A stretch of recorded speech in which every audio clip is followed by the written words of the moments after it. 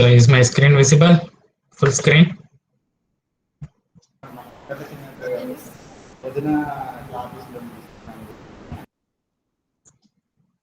Okay.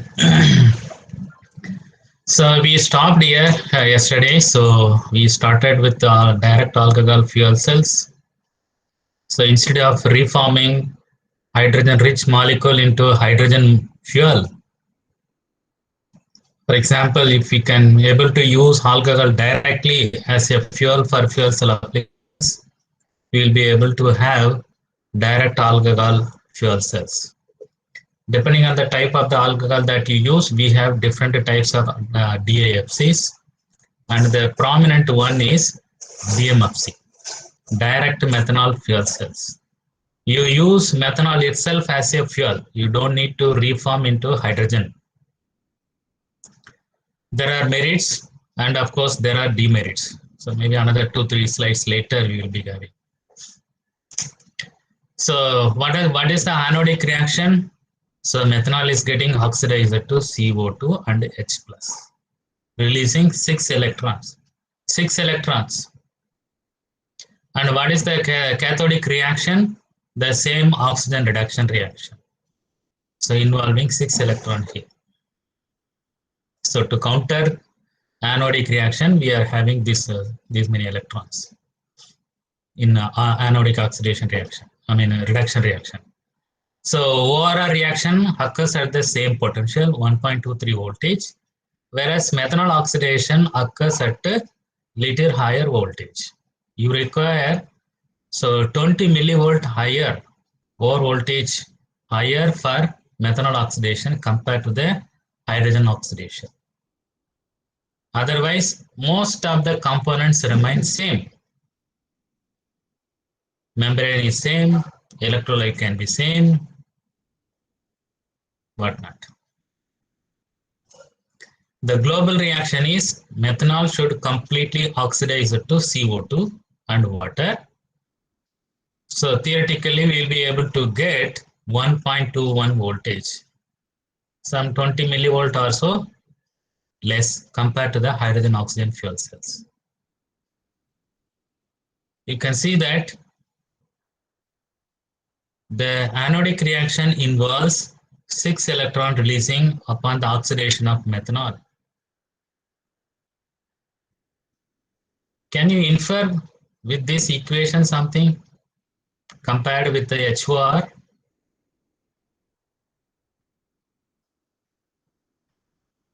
What is the merit we can have if we have a 6 electron involvement in a reaction or releasing? Electron is nothing but charge, right?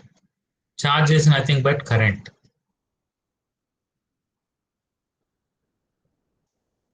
You get something? High current density. What is high current density mean? The potential is 1.21 theoretically. And in the case of hydrogen oxidation, hydrogen oxygen fuel cell, 1.23 voltage. There maximum 4 electron involved. Or 1 molecular water generation, it is 2 electron again. Here it is 6 electron in high current. Assuming that voltage is same, methanol fuel cell will be able to generate high charge, will be able to give more power density.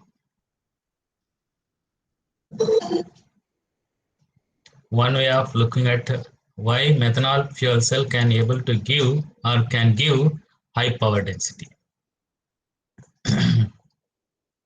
Okay, let's go further. So we have a small numerical problem similar to what we had for hydrogen oxidation fuel cells. So we have a methanol oxidation reaction. Completely it should be oxidized to CO2. It should not leave at a formic acid or acetate or maybe CO, etc. Complete oxidation involves a 6 electron. We have a reaction mechanism. It is stepwise removal of H plus. Maybe 2-3 slides later, how it is getting oxidized. So the global reaction is CH3OH plus 3/2O2 giving rise to CO2 plus 2H2O. It occurs at are occurs with the expense of free energy change negatively much higher compared to that of the hydrogen oxidation.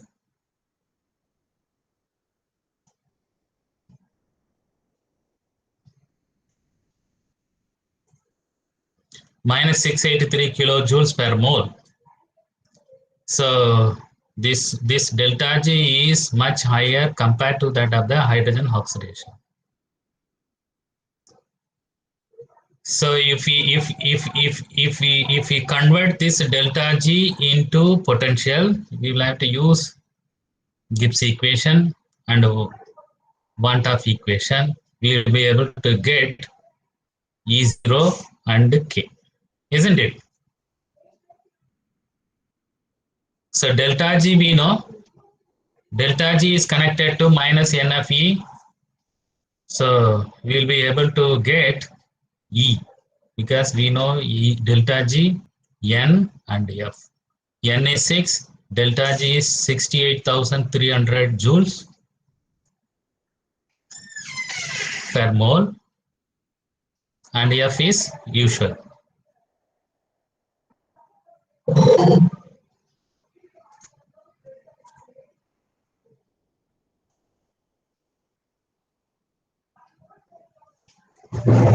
Excuse me.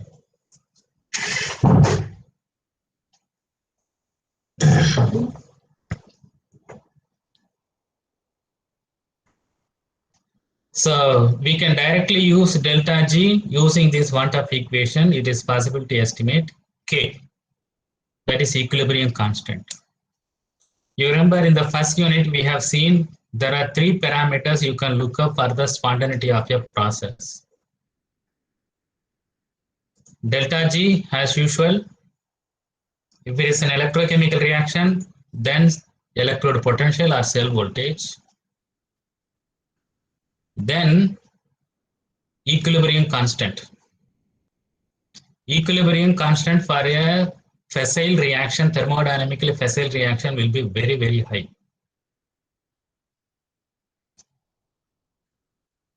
Equilibrium process will have equilibrium constant 1. So as we see here, the change in free energy is very high. This reaction is thermodynamically fissile. Methanol can be oxidized to CO2. What is the cell voltage we can get? Is it possible to estimate?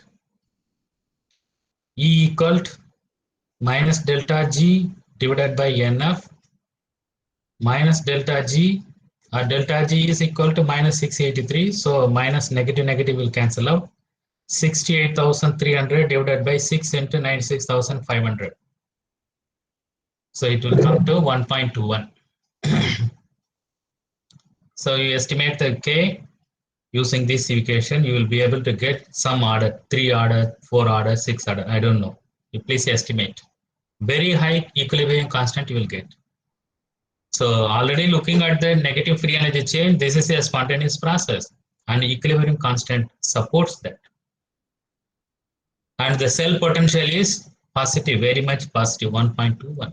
All facilitates that, all support that this reaction can be a spontaneous process or can be a thermodynamically fissile process, and that is what it occurs. Someone joined.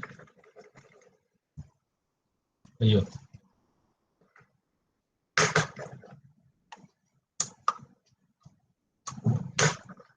What happened?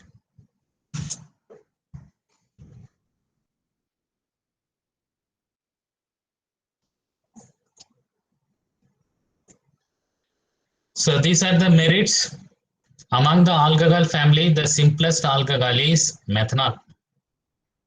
So it means that it doesn't involve no CC bond, unlike ethanol. Ethanol formula is CH3CH2OH. There is a 1 CC bond. So energy is requiring more to break this CC bond. That is not there in the case of methanol fuel cell. It is simple. It is simple in this regard. And this methanol can be obtained from the natural feedstock, and it can also be produced in mass quantities, similar to ethanol. But there are demerits with methanol. Methanol is toxic, and this DMFC is prone to CO poisoning, catalyst poisoning, very much. For hydrogen oxidation fuel cell, we have learned that the fuel must be pure. It must be free from CO and hydrogen. But here, CO will be already intuitively generated. That's a big problem. Catalyst poisoning. Further oxidation of methanol is retarded because of the catalyst poisoning.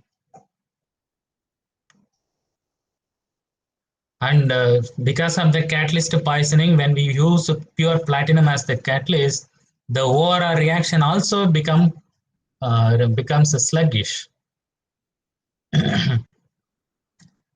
Problem is methanol crossover.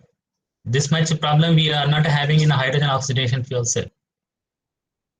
But methanol crossover is a big syndrome in DMFC. And of course, membrane, same membrane, proton, this Nafion membrane is expensive. Catalyst also expensive. But you see that in compared to the merits, demerits are more. Methanol is toxic. Methylated spirit you would have heard. I'm sure you would have heard about methylated spirit. Spirit is nothing but ethanol. Okay, alcohol, people who consume alcohol is ethanol, not the methanol. Sometimes this drunken man loses the sight. You would have seen that people were lying on the streets or near those shops or at home sometimes. Okay, it's not because of the ethanol. It is because of the presence of some amount of methanol along with the ethanol, which is known as methylated spirit. A few percentage of impurities of methanol present along with the ethanol is known as methylated spirit, which causes the loss of eyesight. Loss of the eyesight, momentarily maybe. So the drunkard man loses the already drunkard man walk is there, and if he loses the eyesight, that's end. You cannot walk further. It's toxic to handle compared to ethanol. Ethanol is much safer. Okay, so but otherwise it is the simplest alcohol among the alcohol family, and the reaction is much better compared to ethanol, ethylene glycol, etc. So it may not be very as simple as that of the hydrogen, but among the alcohol family, this is the simplest one. And people try to use ethanol also as a fuel for fuel cell applications. Because compared to methanol, ethanol production is much more easy. All sugar industries, they make molasses. From the molasses, this ethanol can be fermented and obtained. Very much, all the bagasse or before getting the bagasse, you can get the molasses. From there, you can obtain tons of or barrels of ethanol being generated. And it is very less toxic compared to methanol. People consume, right? Yes. Whether with the dilution or without the dilution. So you should have come to the Pondicherry offline classes. Okay. So you would have had a fortunate time for some people, not all people. Okay. People consume ethanol with the dilution or without dilution, less toxic compared to methanol. The same ethanol can also be used as a fuel for fuel cell application. It becomes DEFC, direct ethanol fuel cells. But relatively, DMFC is more popular compared to ethanol because of the simplicity. What are the catalysts we can use for DMFC? Cathode catalyst is mostly platinum, and platinum based catalysts are fine, though it is slightly sluggish compared to ORR that is taking place in hydrogen fuel cell. The ORR, the catalyst, platinum-based catalyst is enough in the case of cathode catalyst. But we have a methanol crossover and methanol reduction. Instead of oxidation, reduction occurring at cathode. So what are the anode catalysts? The same anode catalyst, but here very much you require co-catalyst. Sole platinum alone may not be good, is not good, definitely, because very much CO will be formed. How the CO will be formed, I think next slide or next slide. You require a co-catalyst. Here the co-catalyst options are several. Ruthenium, tin, the most exploited. Rhodium, for example. Rhenium. The most exploited are ruthenium, tin, rhodium, molybdenum, etc.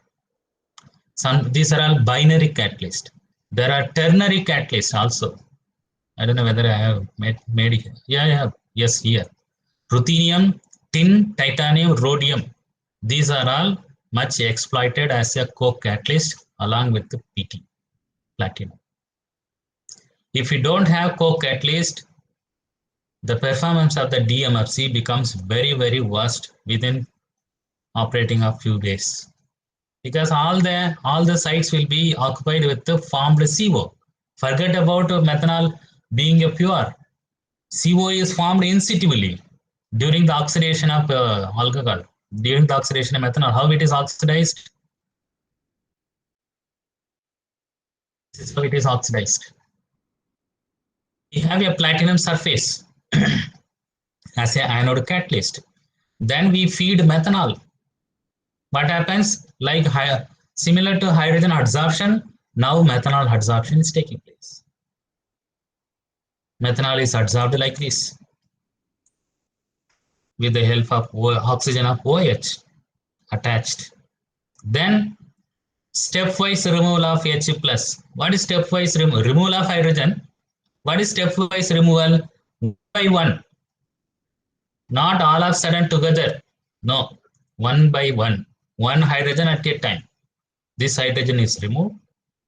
Then you have this structure. Then another hydrogen, another hydrogen, another hydrogen. Or maybe this way also. This hydrogen removed, another hydrogen, another hydrogen, another hydrogen, another hydrogen. After removing all the hydrogens from methanol, what we'll have? We have only CO. Once this stage is reached on platinum, that is the end of life for platinum in DMFC. As I told in the PM during the PMFC discussion, once this stage is reached, so the bonding present between the platinum and the carbon is so strong, it is difficult to lift this. It is further difficult to oxidize PtCO. The bonding present between the platinum and the carbon becomes very strong. Without the help of a co-catalyst on which adsorbed OH or H2O, it is difficult to oxidize. Assume that if all the 10,000 sites are occupied like this, where will we have a new site for adsorption of fresh methanol molecule? No. That is why the performance will be retarded after operating a fuel cell for few hours. You need to have a co-catalyst. So this is known as CO tolerance. CO poisoning. You have to make it tolerance. What is tolerance? Tolerance value, you would have heard it. Tolerance. So these catalysts should tolerate to remove these CO, adsorbed CO or formed CO. It's not adsorbed anyway, but it is formed insitively. In the case of hydrogen fuel cell, it is adsorbed from the impurities present along with the hydrogen. But here CO is formed along with the during the oxidation of methanol. Inevitable. So you require a co-catalyst. The best exploited binary catalyst is platinum ruthenium, platinum tin, platinum rhodium. Many a time platinum ruthenium tin, platinum ruthenium rhodium, ternary catalyst. These catalysts These co-catalysts are known as CO tolerance catalysts. They can tolerate the CO formed and lift by oxidizing. This is how. Another version of how methanol is getting oxidized. We have several intermediates forming. This stage is very important. Once this stage is reached, if you don't have a catalyst, co-catalyst, bifunctional catalyst, we call it as a bifunctional catalyst. This is how it happens. I think this is interesting. So these are all platinum sites. If all the platinum sites are there, after a certain time, CO is formed, all the sites will be occupied with the CO.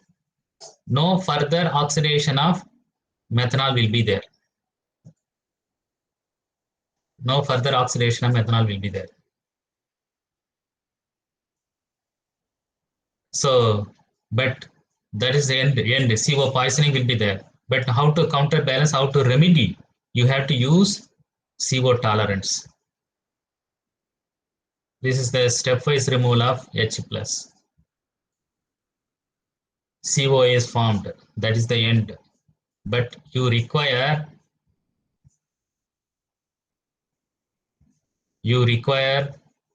co-catalyst, ruthenium, tin, rhodium, molybdenum, etc. So now what will happen? So you can also tell that on ruthenium also CO will be formed. Yes, it will be formed. But relatively, the bonding strength present between the platinum and CO and ruthenium and CO, there is a difference. On CO, it can be easily removed. So ruthenium site will be available freshly, on which OH will be adsorbed. So once OH is adsorbed or water is adsorbed, it will make like this. This is platinum site. The blue balls are molybdenum, ruthenium, tin, etc. on which OH is adsorbed. Now this OH from the OH, O and CO, oxygen of CO will be oxidized to CO. So then adsorbed CO or formed CO is removed, fresh platinum site is available. Then now you have a fresh molecule to be adsorbed on the platinum surface. It does two aspects. The bifunctional catalyst or the co-catalyst or CO tolerance catalyst has two functions. One is adsorbing the OH or water, one function. The other function is when we have like this platinum nearby tin or nearby ruthenium or rhodium. So they are all metals. Tin and platinum are metals. Ruthenium and platinum are metals. They make the bond between them, metallic bond. They overlap their orbitals and make the bond. So when they are shaking the hands like this, automatically the bonding present between the carbon and the platinum is weakened. Because of that, it is easy to oxidize into CO. So one function is adsorption of OH or water. The other function is during the formation of metallic bond, it weakens the bonding present between carbon and platinum in such a way that it becomes weak, easy to oxidize. So two functions are held by this co-catalyst, and hence they are also known as bifunctional catalyst. CO tolerance catalyst or bifunctional catalyst. So OH or water must be adsorbed on the co-catalyst in order to oxidize the formed PtCO species.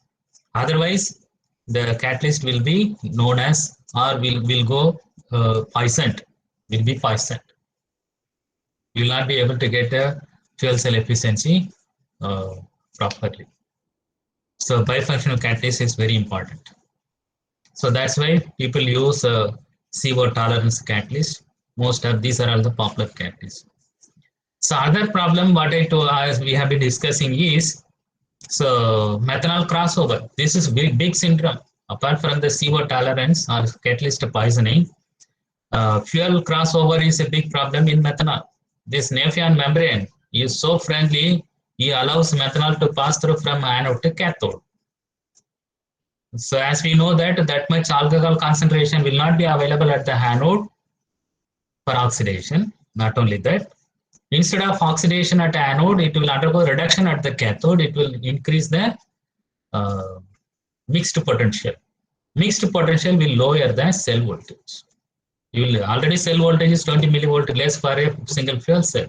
If you have 1,000 fuel cell connected in series, how much loss you, how many voltage you will lose, you can estimate. Okay, so already fuel crossover in the case of hydrogen fuel cell is there, but this in methanol fuel cell it is very much. In methanol fuel cell very much fuel crossover. I have some problem here. Consider a direct methanol fuel cell with a liquid methanol and water solution in anode and air cathode. The anode electrochemical oxidation is this. The basic overall reaction is this, and overall reaction is this, where methanol density is 700 kg meter cube and methanol molecular weight is 32 gram per mole. Calculate the minimum volume of a pure methanol fuel tank required to run soldier's uniform for 3 days. The nominal power is 20 watt. There are 10 cells in stack in series and the stack voltage is 5 voltage. So it's very big problem.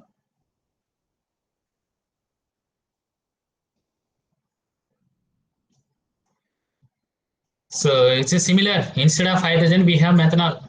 You work out the same way. Use Faraday's laws and density is given already here. Mass is given here. So you estimate the volume required. Calculate the minimum volume of methanol required to run for some military equipment, soldiers' uniform for 3 days. And this is the power required to power their uniform. Okay. And we have 10 stacks. I mean, stacks consist of 10 cells and the cell voltage is 5 voltage. So power is given, voltage is given, straightforward you can obtain current. I you know. I by NF. From this, so you can know how many electrons are involved. F you know. You will be able to get the rate of methanol consumed or required. So molecular weight is given, density is given. Molecular weight you can get mass, density is given, mass by density is volume. It's as simple as that. Please work out how much volume you will be able to get. You require so to feed to this fuel, this army equipment or soldiers equipment. I think we have done this. So it is a low. It's one of the low temperature fuel cell. You cannot operate the methanol fuel cell or ethanol fuel cell for that matter high temperature because the boiling point is very low. Boiling point is very low. It will evaporate. If you try to operate the elevated temperature, you can remove the CO, absorb formed CO, but fuel will be evaporated. Fuel crossover is a big problem as we have been talking about. I think I'm done with the DMFC. We'll move to next PAFC, phosphoric acid fuel cell. Phosphoric acid fuel cell. So in PMFC, we have used sulfuric acid as a fuel, as an electrolyte, Excuse me. But here it is phosphoric acid. All other things remain same. Why suddenly phosphoric acid? Why phosphoric acid? Only difference is or only merit is phosphoric acid